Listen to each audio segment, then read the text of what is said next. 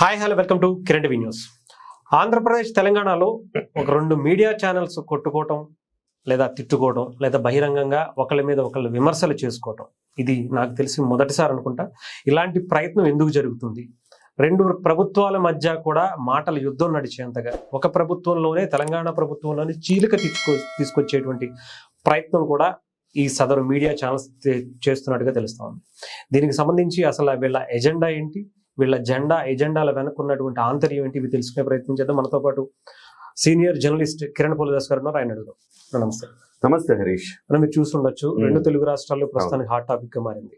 వీళ్ళిద్దరు ఎజెండా ఏంటంటారు అసలు? ముఖ్యంగా మీరు అన్నారు ఇంతకుముందు చెప్తూ, ఇది తొలిసారి ఇలాగ రెండు మీడియా సంస్థలు కొట్టుకుంటున్నాయని. తొలిసారి కాదు, ఈ రెండు మీడియా సంస్థలు గతంలో కూడా కొట్టుకున్నాయి. ఒక స్వామీజీ విషయంలో గతంలో కొట్టుకుని లైవ్లు పెట్టుకుని తిట్టుకున్నాయి ఈ రెండు మీడియా సంస్థలు. ఈ రెండు మీడియా సంస్థలు ఇవాళ మీరు ఒక్కటి విషయం గమనించాలి, మీడియా సంస్థలన్నీ కూడా ఇవాళ బజారున పడ్డాయి, ప్రజల్లో చులకన అవుతున్నాయి. మీడియా వాళ్ళు గతంలో ఏదైనా రాస్తే చాలా విలువ ఉండేది, ఇవాళ విలువ లేదు. జర్నలిజం కాస్త ఎర్నలిజానికి దారితీసింది.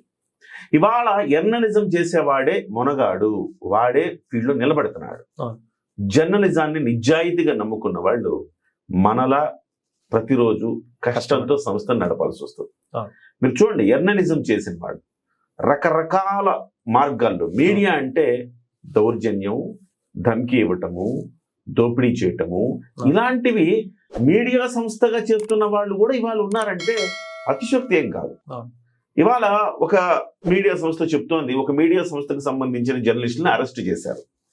దాని మీద ఇంకో మీడియా సంస్థ ఏం చెప్తోంది, ఒక బొగ్గు గని లావాదేవీల కోసం, బొగ్గు గని దక్కించుకునే కోసం ఇలా చేస్తున్నారని. అంటే ఒక బొగ్గు గని దక్కించుకోవటానికి ప్రభుత్వాన్ని ఇరుకన పెట్టి ఒక మంత్రి మీద, ఒక ఐఏఎస్ అధికారి మీద ఇంత నీచమైన కథనాలు అల్లుతారా?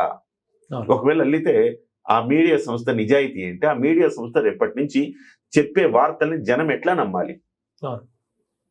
సో గతంలో కూడా ఈ సదరు మీడియా సంస్థ ఏదైతే చెప్పిందో, సదరు మీడియా సంస్థ మీద కూడా బోల్డెన్ అలిగేషన్స్. ఇద్దరు కూడా ఈ మీడియా సంస్థ ఒక పార్టీకి దగ్గర ఉంటుంది, ఆ మీడియా సంస్థ ఒక పార్టీకి దగ్గర ఉంటుంది.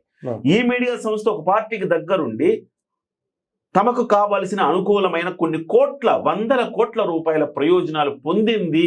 ఇవాళ ఈ వారాంతపు కథనం రాసిన మీడియా సంస్థ కూడా వందల కోట్ల ప్రయోజనాలు పొందింది అని గతంలో అనేక ఆరోపణలు వచ్చినాయి.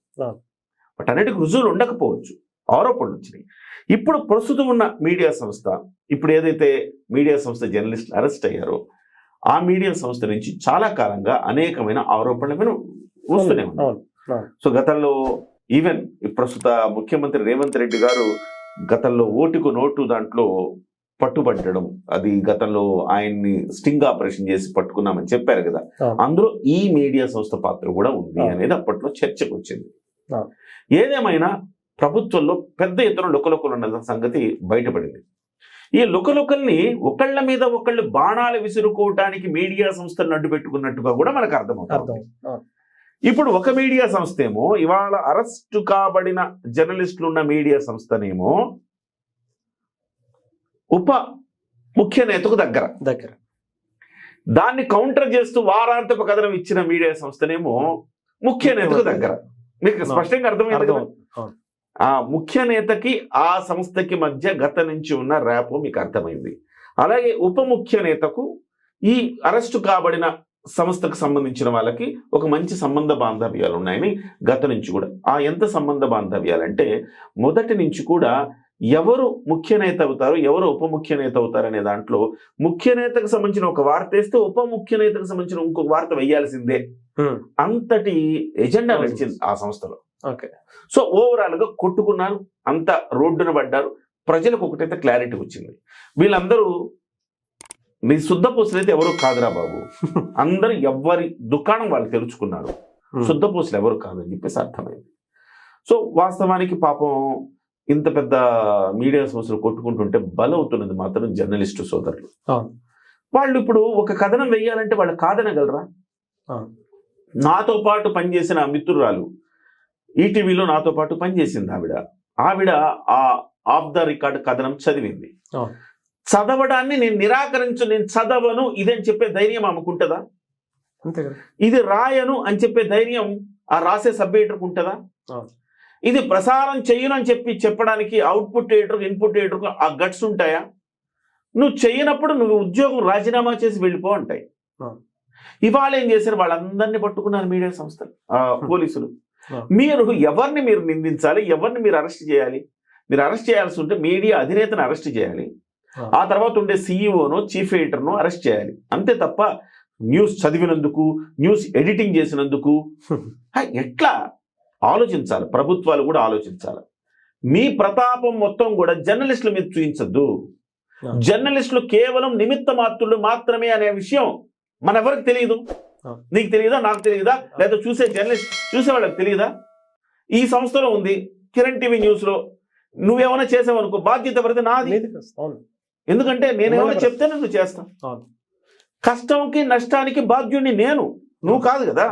నువ్వు ఒక ఎంప్లాయీగా నువ్వు ఉన్నప్పుడు నేను చెప్పింది నువ్వు చేస్తావు. అట్లానే నేను ఈటీవీలో పనిచేసా, ఈటీవీలో నేను పనిచేసినప్పుడు నేనేం చెప్తే అది నేను చదవాలి. నేను చదవనండి ఆ వార్త, నేను చదవనండి అంటే ఉద్యోగాలు ఉంచుతారా? తర్వాత హెచ్ఎంటీలో నేను పనిచేసా, హెచ్ఎంటీలో అదే పరిస్థితి. మనం ఏం చెప్తే చదవాలి కదా. మరి మీరు జర్నలిస్టులు తీసుకొని లోపలేస్తే ఎట్లా అండి? నాకు అర్థం కాదు. మీడియా సంస్థల అధినేతలను వదిలేస్తారు, సీఈఓలను వదిలేస్తారు, చీఫ్ ఎడిటర్ని వదిలేస్తారు, పాపం ఆ జర్నలిస్టులు తీసుకుని వేసేస్తారా? మీరు కొట్టుకొని చావండి ఎక్కడైనా. సగటు జీతం కోసం బతికే జర్నలిస్టు మీద మీరు ప్రతాపం చూపించద్దు. ఇది నేను సిన్సియర్గా ప్రభుత్వానికి, పోలీస్ శాఖకి నేను అభ్యర్థిస్తున్నా.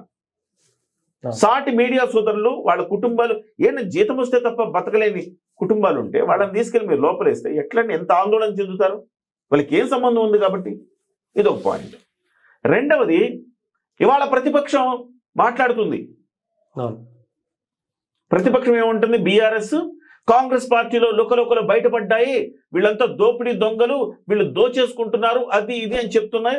సో ఆ రకమైన కథనం, అందుకే ఆ కథనాలకు సంబంధించి కూడా వాళ్ళు ఒక రకంగా చెప్పాలంటే వాళ్ళు సమర్థించే పరిస్థితికి వచ్చారు కొంతమంది.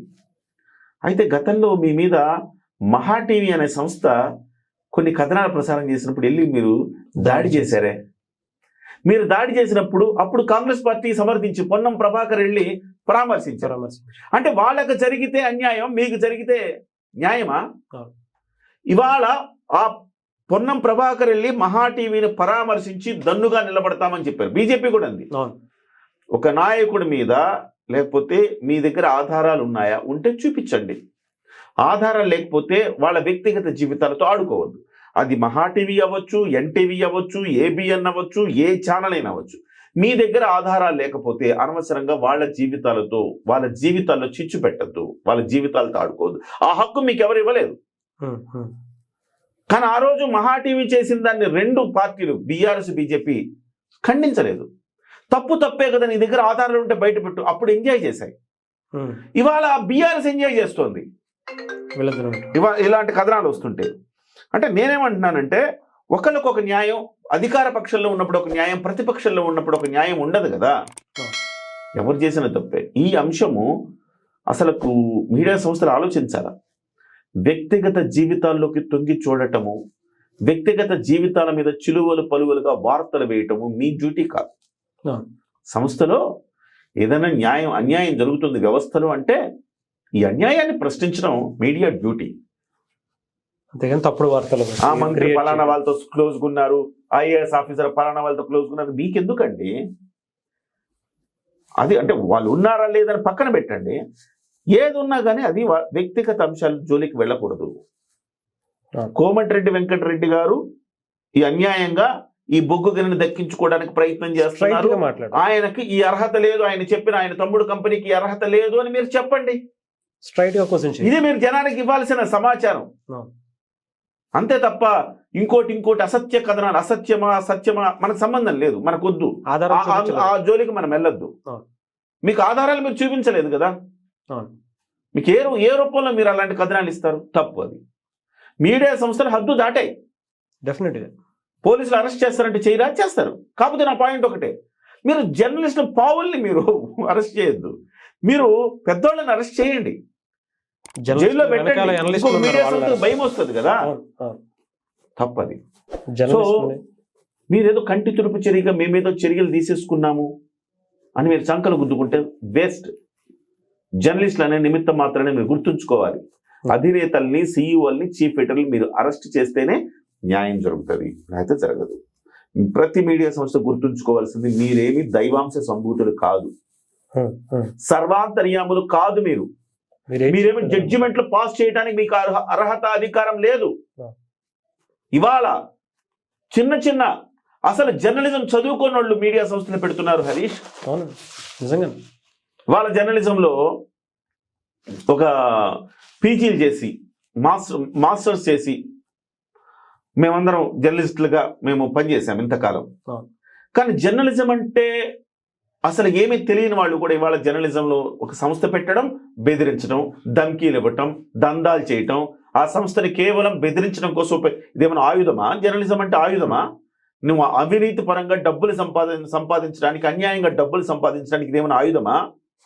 అలా క్రియేట్ చేసి వ్యవస్థలో జరుగుతున్న మంచిని చెడుని ఒక హంసలాగా ఇది మంచి ఇది చెడు అని చెప్పడమే జర్నలిజం. అంతే తప్ప మీరు వెళ్ళేసి మీరు డబ్బులు సంపాదించుకోవడానికి ప్రతి ఒక్కడు అక్రిడేషన్ కార్డులు అమ్ముకుంటారు. ఇవాళ నిజం చెప్తున్నా హరీష్, ఇవాళ 25 ఏళ్ళ జర్నలిస్ట్గా ఉంటే ఇవాళ నాలాంటి వాడికి ఇంటి స్థలం రాదు. ఎవడో ఏదో తుప్పిర పత్రిక పెట్టుకొని అసలు సోదరులు లేని ఒక పత్రికను ఢిల్లీలో రిజిస్టర్ చేసి వస్తే వాడు ప్రతి సంవత్సరం ఒక 10-15 అక్రిడేషన్ కార్డులు అమ్ముకుంటాడు. వాడు ఇంటికి జర్నలిస్టులకి ఇచ్చే ఇళ్ల స్థలాలకి వాడు అర్హుడు. జర్నలిస్టుల క్లబ్బులు ఉంటాయి, ప్రెస్ క్లబ్బుల్లో అర్హుడు. వాడు ప్రభుత్వం ఇచ్చే పథకాలకు అర్హుడు, అన్నిటికీ ఇంటి స్థలాలకు అర్హుడు, అన్నిటికీ వాడే అర్హుడు. వాడు ఏం చేశాడు ఈ సమాజానికి? మనం ఇంత చేస్తున్నాము, సమాజానికి కష్ట నష్టాలు పడుతున్నాము. ఇవాళ ధమ్కీలు ప్రతిరోజు రోజు వెతుక్కుంటూ బతుకుతున్నాము. మనలాంటి వాళ్ళకి అవేమి రావు, ఎందుకంటే మనకు ఆ రిజిస్ట్రేషన్స్ అవి లేవు కాబట్టి, వాళ్ళు చెప్పిన నామ్స్ లేవు కాబట్టి పక్కన పెడతారు. యూట్యూబ్ ఛానల్కి మేము అక్రిడేషన్ ఎలా ఇస్తాం అంటారు. సోదులు లేని పత్రిక అక్రిడేషన్ ఇస్తే వాడే కదా రేపు పొద్దున మిమ్మల్ని బ్లాక్మెయిల్ చేసేది. సో ఈ పద్ధతి పోవాలి హరీష్. ఈ పద్ధతి పోవాలంటే నామ్స్ మార్చాలి. ఎవడు జర్నలిస్ట్ కాదని గుర్తించగలిగిన వ్యవస్థలు రావాలి. నిజాయితీగా జర్నలిస్టులకి గౌరవాలు పెరగాలి. ఈ జర్నలిస్టులను ఏరిపారేయాలి. అది వస్తుందా అంటే రాదు. సమాజంలో వాళ్లే కావాలి. ఇవాళ చూడండి, ఒక్కళ్ళని బెదిరించడానికి ఇంకొకడు వాడికి సంబంధించిన మీడియా సంస్థను ఇంకోటి మీద ఎగదోశాడు. వాళ్ళు నేరు కొట్టుకోలే. వాళ్ళు ప్రేమించే సంస్థలకి, వాళ్ళు దోచిపెట్టే సంస్థలకి వాళ్ళు ఒకళ్ళకొకళ్ళు పోటీ పెట్టుకున్నారు. వీళ్ళ మీద వాళ్ళే కథనం రాయాలి, వాళ్ళ మీద వీళ్ళు కథనం రాయాలి. ఏం సమాజానికి, సభ్య సమాజానికి మీరు ఏం సంకేతం ఇస్తున్నారయ్యా? దయచేసి ఈ వీడియో చూసిన వాళ్ళు ప్రతి ఒక్కళ్ళు మీ విలువైన అభిప్రాయాన్ని మీ కామెంట్ రూపంలో తెలియచేయండి. దయచేసి ఒక చర్చ అయితే దీని మీద జరగాల్సిన అవసరం ఉంది హరీష్. చర్చ పెద్ద ఎత్తున జరగాలి, జనము చూడాలి. ఏ సంస్థ ఎలాంటిదో జనం తెలుసుకోవాల్సిన అవసరం ఉంది. ఈ దెబ్బతో బజారుకు వచ్చారు, జనానికి అన్ని తెలుస్తాయి. నిజంగానే అంటే ఇదేమైనా అంటే జర్నలిస్టులను అడ్డం పెట్టుకుని జర్నలిస్టులంతా కూడా ఇలా బిజినెస్ చేస్తున్నారేమో అనిపిస్తుంది మీరు అన్నట్టుగా. ఇదేమైనా థ్యాంక్ యూ. ఎందుకంటే ఇది ఇక్కడతో ఆపాలి, లేదంటే ఇలాంటి మీడియా సంస్థలు చేస్తున్నటువంటి నానా యాగికి నిజం ఏంటి ఇప్పటికి ప్రజలకైతే చాలా క్లారిటీగా అర్థం అవుతుంది. కానీ జనానికి ఒక లాస్ట్ పాయింట్ యాడ్ చేస్తా. ఇవాళ వాస్తవం ఏంటో తెలుసుకోవాలంటే 2-3 పత్రికలు చదవాల్సి వస్తుంది. ఒక పత్రిక చదివితే ఒక కోణంలో వార్త ఉంటుంది, ఇంకో పత్రిక చదివితే ఇంకో కోణంలో వార్త ఉంటుంది. ఈ పత్రిక ఈ పార్టీకి, ఈ పత్రిక ఈ పార్టీకి. ఎవరైనా చూసేవాళ్ళు అంటారేమో, మీ ఛానల్ చూస్తే కూడా ఇంకో కోణంలో కనపడుతుంది కదా. అరే తప్పనే చెప్పాము చాలాసార్లు. జనసేన పార్టీ తప్పు చేసినా తప్పని చెప్పాము. ఇంకొక అంశం కూడా మీకు చెప్పాలి. ఇక్కడ 2 పెద్ద సంస్థలు కొట్టుకుంటుంటే జనసేన లాంటి వాటికి స్పేస్ కూడా లేదు. ఈ రాష్ట్రంలో ఒక థర్డ్ ఫోర్స్ రావాలి. వచ్చినప్పుడే ఏం చేస్తున్నాడు, బి ఏం చేస్తున్నాడు తెలియాలంటే సి రావాలి. అది జనం డిసైడ్ చేసుకోవడానికి సి అనేది ఫీల్డ్ లో ఉండాలి, గ్రౌండ్ లో ఉండాలి. ఆ గ్రౌండ్ లో సి ఉండటానికి మనం ప్రోత్సహించాం. సి అనేది ఇప్పుడు గ్రౌండ్ లో ఉంది. సి తప్పు చేసినా ప్రశ్నిస్తాం, ఎండగడతాం, తప్పు చేస్తే చీరేస్తాం. లాస్ట్ టైం మనం నెగిటివ్ కథనాలు రాయలేదు. మొన్న ఒక 2 ఎమ్మెల్యేలు, ఒక ఎంపీ గురించి నెగిటివ్ కథనం మనమే చేశాం కదా. సో కాబట్టి నీళ్లను నీళ్లు, పాలను పాలుగా వేరు చేసి హంస లాంటి పాత్ర మనం పోషిద్దాం. ఏదేమైనా థ్యాంక్ యూ సో మచ్ అన్న. ఇది ఆంధ్రప్రదేశ్ తెలంగాణలో జరుగుతున్నటువంటి మీడియా రచ్చ.